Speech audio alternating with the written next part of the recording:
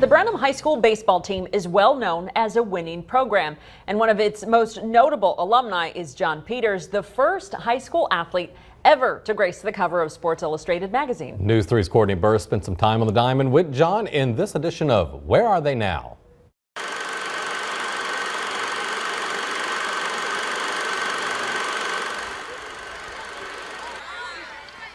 In the winning history of Brenham baseball, John Peters played a big part. The Cubs were state champions while Peters played in 1986, 87, and 88. I was very blessed to have great friends, great teammates, great coaches. Peters made headlines as he neared the national record for consecutive games won by a high school pitcher. With a national record on the line, junior pitcher John Peters gave the overflow crowd and the War Eagles his best stuff. In April of his senior year, Peters won his 51st game to break the record, which landed him on the cover of Sports Illustrated.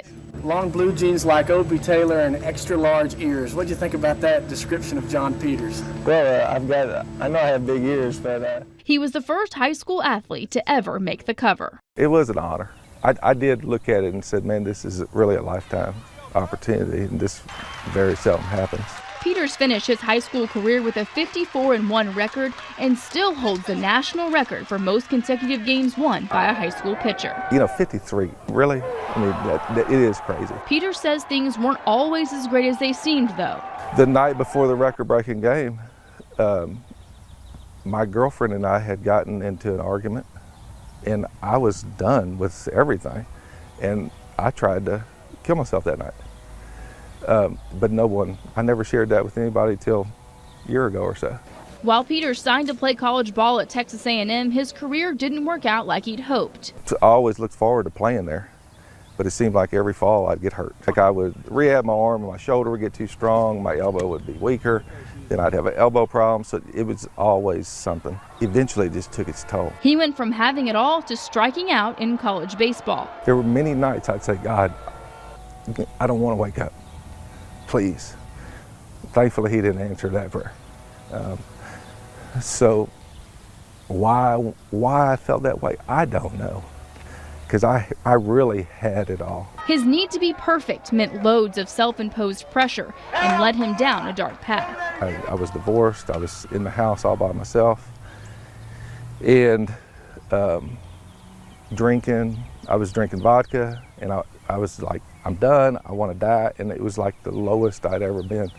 And I heard a voice and said, hey John, it's okay, tell somebody. And I knew it was God. John got the help he needed. Since September 7th, 2010, I haven't had a drink.